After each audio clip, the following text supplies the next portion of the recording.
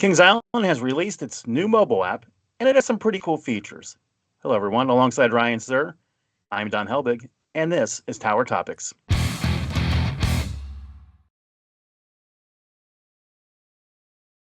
Tower Topics is a podcast by Kings Island fans for Kings Island fans because that's who we are and that's who we care about. So, Ryan, Mhm. you're a big mobile app guy. You always have Yeah. been, as long as I've known you. Uh, what do you think about the latest changes? I mean, honestly, you need to hold judgment until you can actually use it. They launched it. Cedar Point launched theirs a few weeks ago, and I think Carowinds might have launched it even before that. But um, right now, without the park being open, it's hard to decide or really judge like how impactful this is going to be. But we're going to do a pretty deep analysis on what we see with the app now and what we think it's going to be able to do, as well as things that we wish they'd add, you know? Now, for me, knowing the park like I do, I was never someone that really relied on the mobile app if I went to Kings Island or Cedar Point. But just looking at it, I mean, it looks really nice. It looks a lot easier to Mhm. navigate. Looks very, professional, polished, easy to find what you're looking for, whether it's tickets or rides or even like food allergies. Yeah, I noticed that as well. So if anything, if we walk away from this, we have a better looking app than previously. Because I know that there's been other steps in between, but as far as I'm concerned, this is really the third generation of the app. Because the first one was, the very basic original one, and then it went on to the one that we had last year. They had that for about a decade, probably less than a decade, but nonetheless, that's the first time I think they had wait times with that. And then moving along, we've got this one here. So it's kind of exciting to see the generations come through and how everything looks a lot better each time.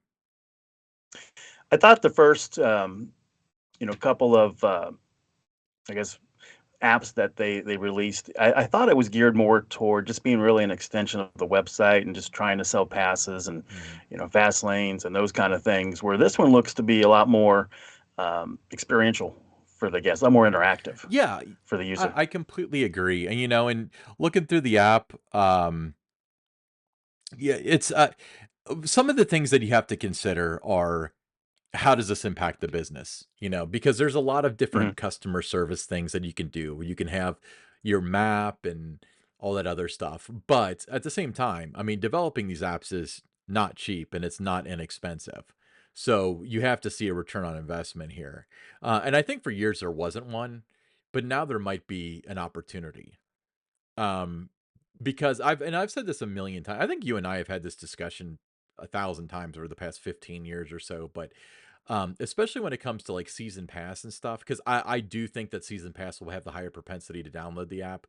Because if I'm walking into like a Sheets like gas Hmm. station, I'm not going to download their app because I only go there once a year, you know. Um, but uh, I think that if you can utilize the app to leverage more revenue, that's where the return on investment gets. And I think that it could be a win-win where uh, the the customer is more informed of the various options available, in addition to the park obviously being able to generate revenue from that stream. Now, one of the things that I did notice was, toying around with the Cedar Point app, and it looks like this has been changed so far. But I believe with the Cedar Point app, unless I'm remembering completely off out of left field, was that it showcased the ability to purchase single-use fast lane.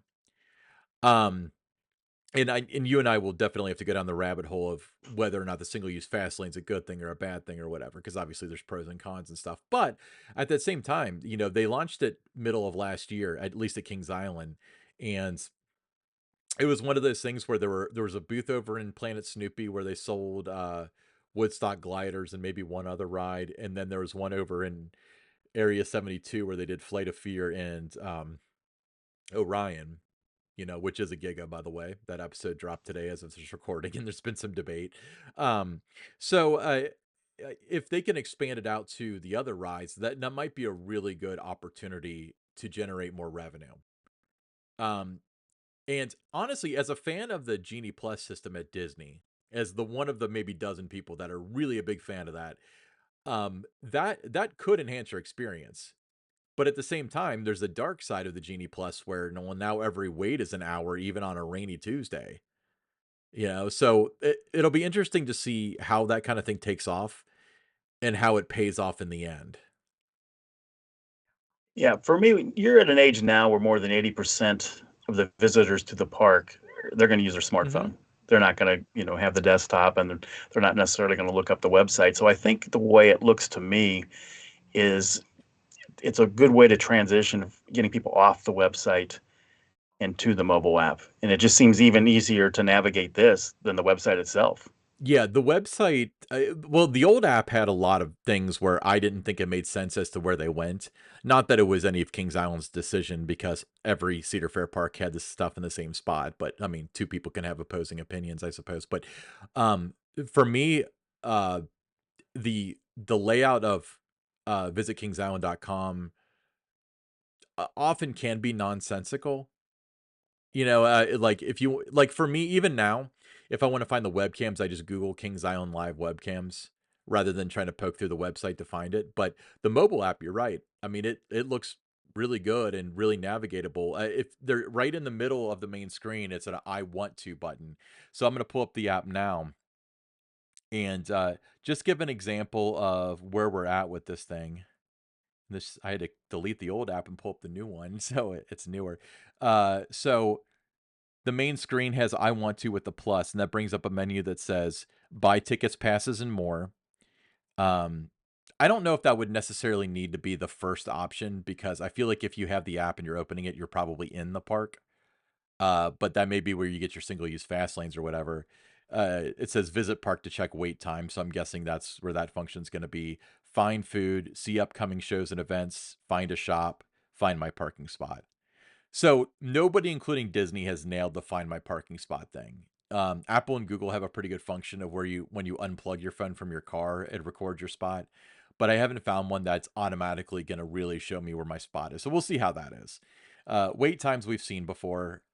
I assume it's going to work the same way. Didn't they call the rides every half hour, every hour to figure out the waits? Is that how it worked in the past? Yeah, it was all done manually, so that was one of the downsides to the wait times was it could not be 100% accurate because by the time you circled through all the other rides and got the information, that could dramatically They change. paid somebody to sit there and call the. I mean, because it would be never ending.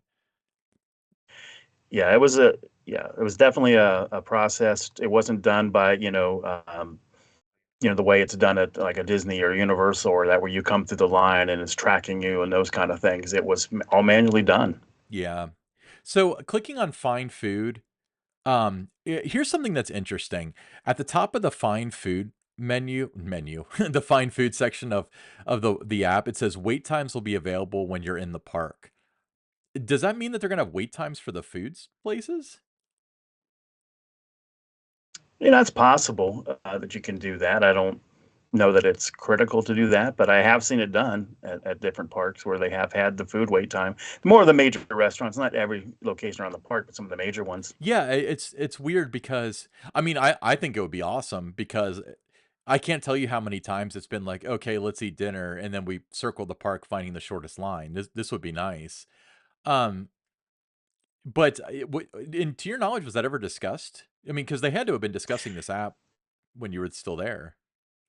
Yeah, it was under discussion when I was still there, and I was seeing a lot of the features that they were talking about doing, and I knew that it'd be nice if they got to that point. But I don't really recall 100% that they were going to do food locations for wait times. It was more focused on the rides at that time. But that's been what 7, 8 months ago, so a lot have could have changed. Yeah, I mean, and just looking through it, so it does label accepts dining plan, but it doesn't use the dining plan logo. It uses a little silhouette of a hamburger, which is kind of cute.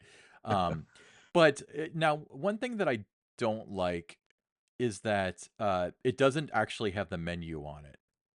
It has like a blurb as to what, because like for Chicken Shack, I'm looking at now, it says Chicken Shack features hand breaded chicken tenders, chicken sandwiches, and salads, but that's not truly a menu. That's a description. So it would be nice if it had the menu, but assuming, I mean, when we had Dennis Spiegel on the Attractions Group podcast, he was even saying that dynamic pricing is really what's going to be in very, very shortly. So maybe they don't want to put the menu on because they don't want to put the price in because the price might be different from day to day. I don't know that the price would be in there for the food and the menu items, but I do know, before I left, that was one of the projects that I was working on, was gathering all the information as to what each location had on the menu, and that was going to go onto the website and the mobile app at that time. So hopefully they still move forward with that, because I think that's a great guest service when you know exactly what is on the menu as you're approaching one of the dining I locations. completely agree. I don't see a functionality in here for the order ahead stuff. So I'm torn about that because on one hand, that implies to me that it's not coming. But on the other hand, if you were going to build an app, it would be really easy just not to have that function in until it's ready. So it'll be interesting to see kind of what happens with that. Now, this app now does have the the wallet feature, so you can add your season passes, your daily tickets, and Hmm. it looks like you can add a payment method, which is kind of cool.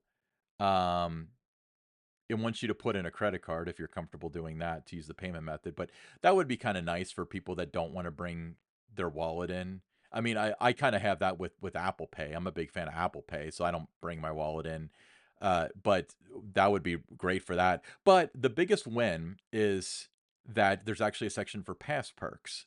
So even if the program doesn't take off in the manner in which we kind of want it to, at least there'll be some transparency behind what you've earned and so on. I can't tell you how many times online I've had people say, I got an email saying I got a Yeah. pass perk, but I go there and it says there's nothing on my account. And then there's other people, me included, conspiracy, that say, I visited the park a bunch of times and I never got a pass perk. And, that program needs so much sharpening that it's ridiculous. Ryan, there was a first phase of that the ideal of it kind of came out in like 2011, Yep. 12, and here we are, what, 10 years Hmm. later, and it's still a struggle with this program, and I know it is a major source of frustration with the pass holders. Yeah. I mean, it's one of those things where it's like, if you're not going to really do it, like, don't promote it. Like, if you're going to do it quietly, then Yeah. that's okay. Like, if you're going to beta test it on certain people or whatever, then that's fine. But to say like, oh, one of the best, remember when Prestige was going to have enhanced pass perks? Mine were so enhanced, I didn't even get any. You know? Yeah, I mean, it's just one of those things to me that, I thought it was on the right track when it was first kicked off. It was kind of crude in nature and how it was done, but it still was more effective than it is today, which is hard to believe. I agree. So, yeah, a friend of ours was actually part of the program from out the vendor, not from Cedar Fair, was part of the program. And the way that it worked, this is before smartphone apps. This is before Kings Island ever had an app. And I remember it was the website for it was kind of optimized for mobile. So I remember going on, I think like my BlackBerry or something, and being able to check my apps or check my points and stuff, where they didn't really tell you how many points you got for each thing, but they did say like by visiting the park you get points, by spending money you get points. And they had like a roller coaster that go up the hill, and when it hit the peak, that's when you got your next perk.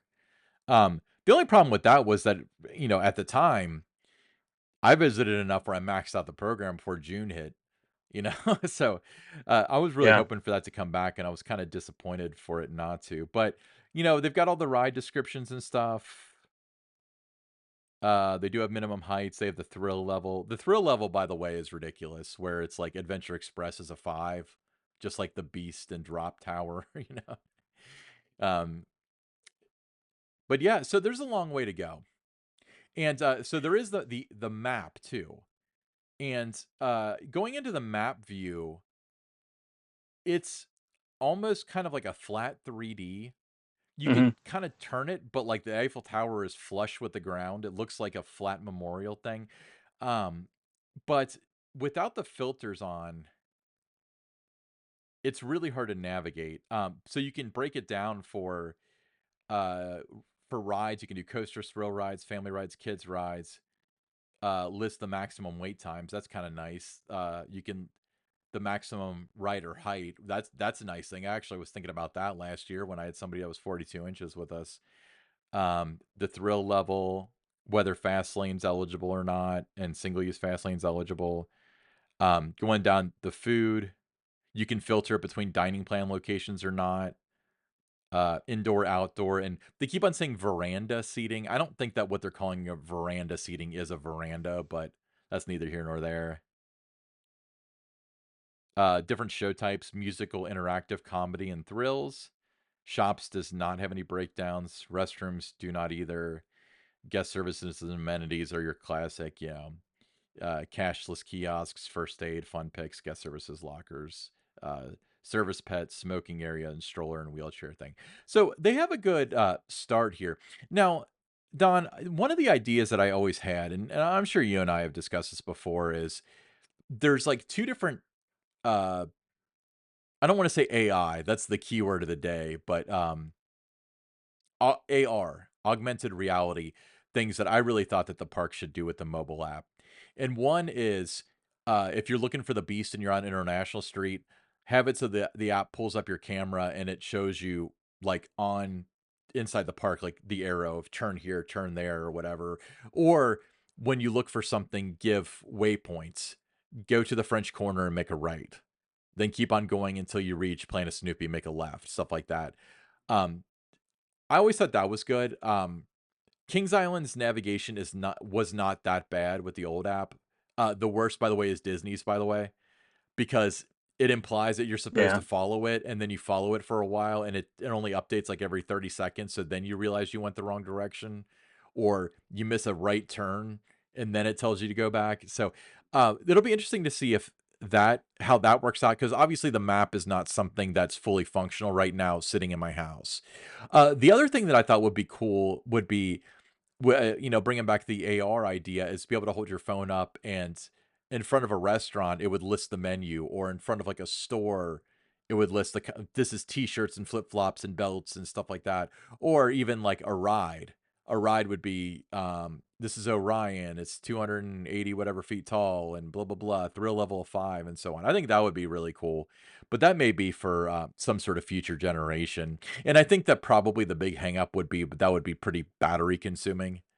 In which I feel like a lot of that problem has been resolved with modern smartphones, but it's not 100% there.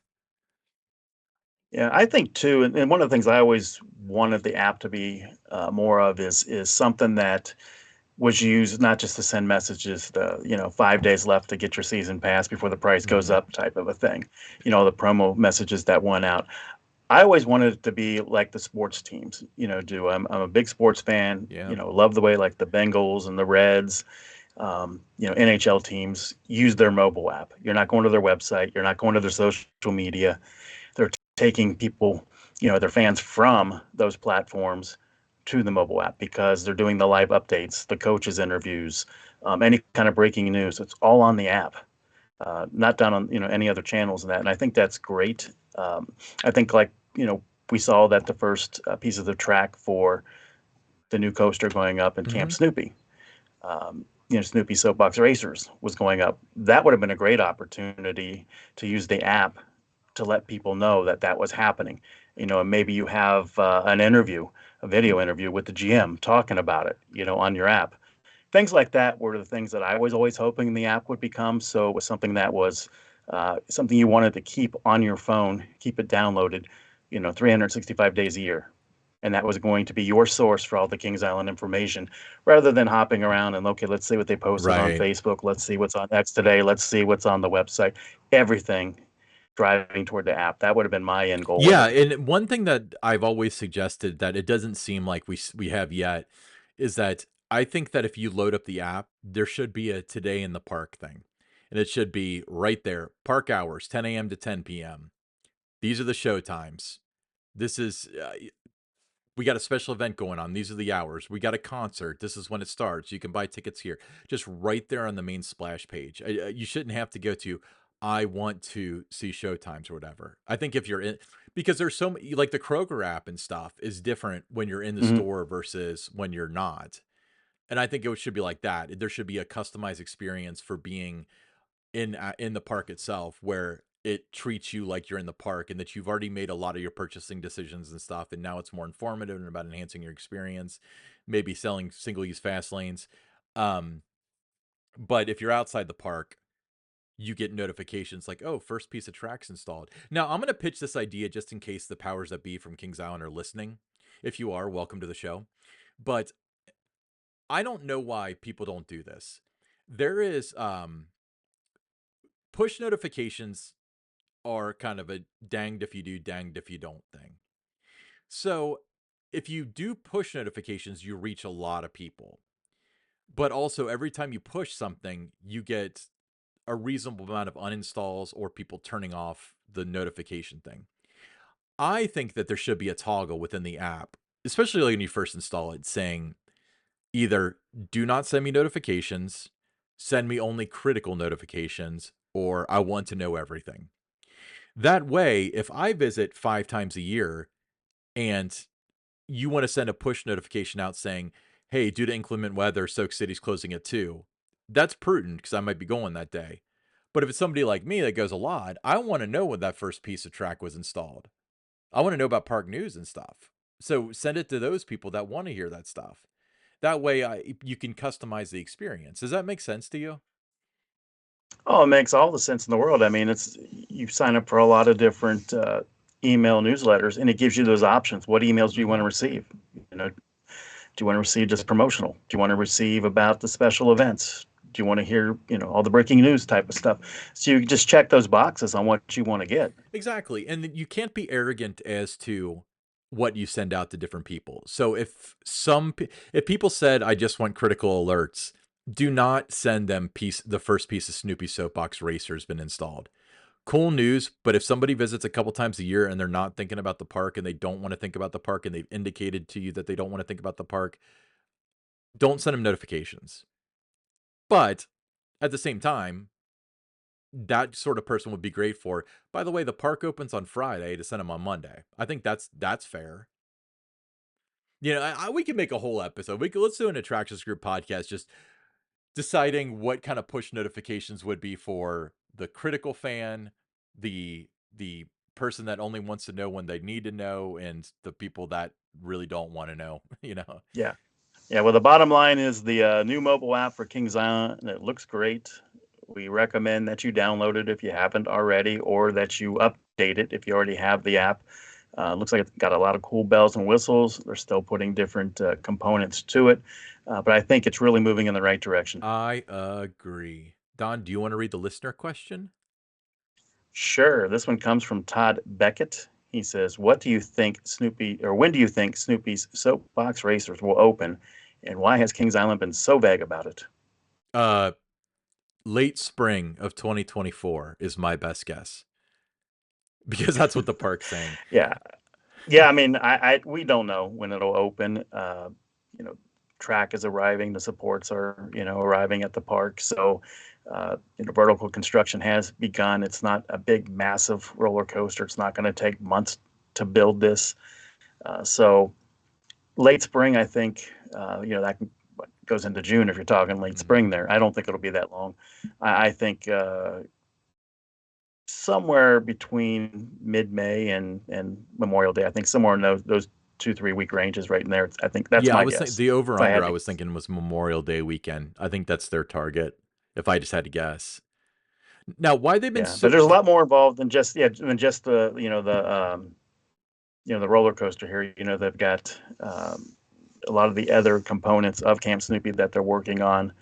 So that's going to take a little bit of time too. But I don't know, somewhere, they say late spring. I think it's going to be a little earlier than that. I think we're talking um, toward the end of May. do you think the whole Camp Snoopy will open then or just Soapbox Racers? I think it'll all open up. Yeah.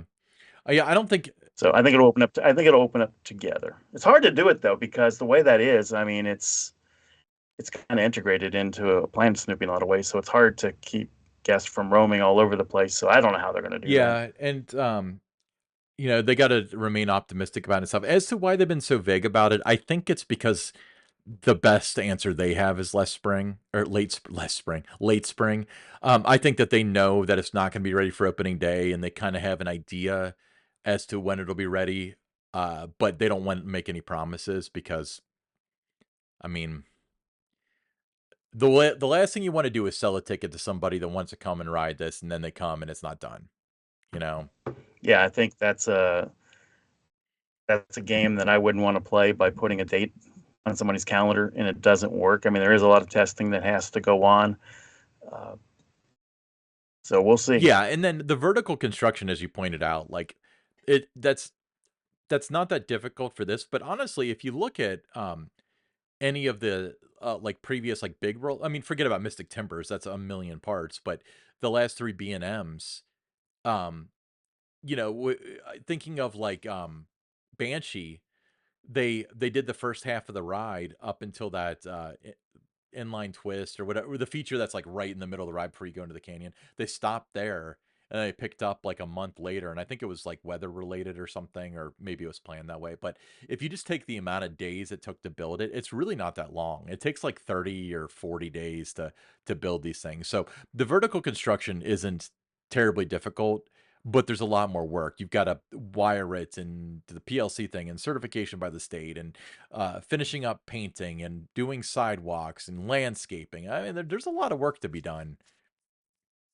Yeah. And the one thing that is going to happen, so they open April Hmm. 20th with the start of the season there, is that ride is built. They see a train on the track and guests want to know, why isn't it Oh, running? that'd be horrible, wouldn't it? Yeah. So you don't want to have those idle weeks, go too long with that. So I think really as soon as they can run it, they've got the clearance to do it. I think that's when we'll Well, see if it. it's not going to open with the park, they almost have to. I mean, some of these things are cut it kind of close. They get signed off and they open like a few days later. I mean, time is money, you know? Yeah, and that's what happened with Adventure Port. That was ready to go, so let's go. There wasn't any real advance notice for the guests that it was opening. There wasn't a lot of notice to plan a traditional type of media day. Media still came out, but not in the fashion that you would have done it if you had more time to plan and stuff. Mhm. So it's going to be interesting, but it's going to be a great addition to Kings Island and the kids area. I mean, it's always been a great kids area, and it's going to be a whole lot better this year. Yeah, I was looking at the pictures and stuff, and it looks it's gonna look cool. Cool. All right. Awesome. Hey, I'm Ryan Sir, along with Don Helbig, and this is Tower Topics.